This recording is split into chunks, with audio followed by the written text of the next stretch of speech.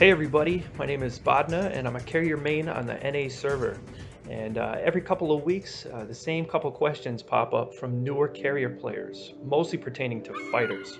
So this is my attempt to answer these questions in video form, given a couple examples.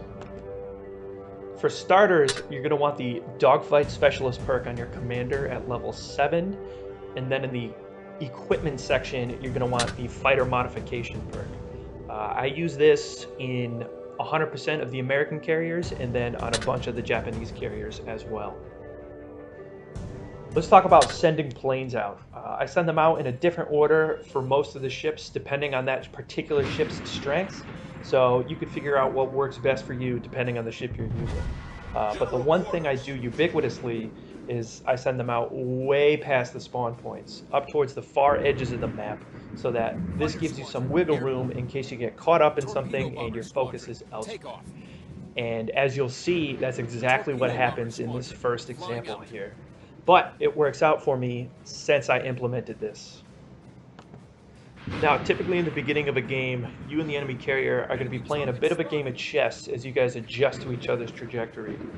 But what you don't want to do is send your fighters directly at the enemy's fighters. As you see here, that's what this guy does, and as soon as his fighters lock onto mine, I send my fighters back over my own fleet to get an AA assist in killing him. And once the enemy fighters are taken care of, I can focus on helping to smoke check this destroyer. This puts the enemy down a ship before the game even really gets going. And plus, my fighters have unencumbered access to his dive bombers and torpedo bombers coming away. Attack target!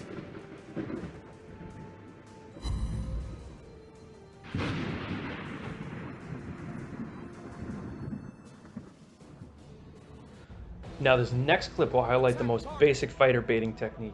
We have enemy fighter planes just circling a random area. I'm going to send my fighters to a waypoint far beyond his fighters, which ensures that they won't lock onto his.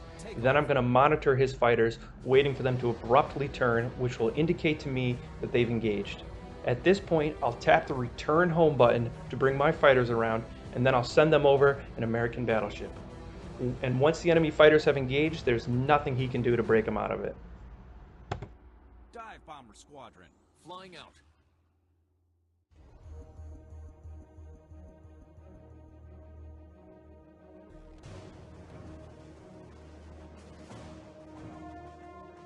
Torpedo bomber.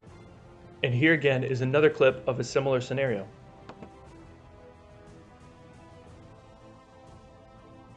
Dive bomber squadron, take off.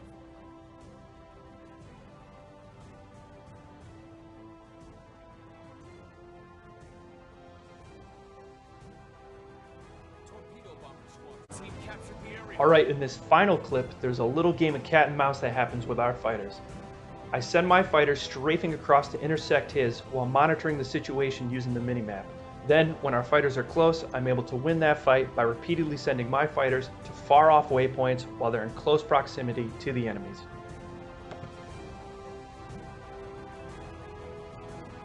Our team captured the area.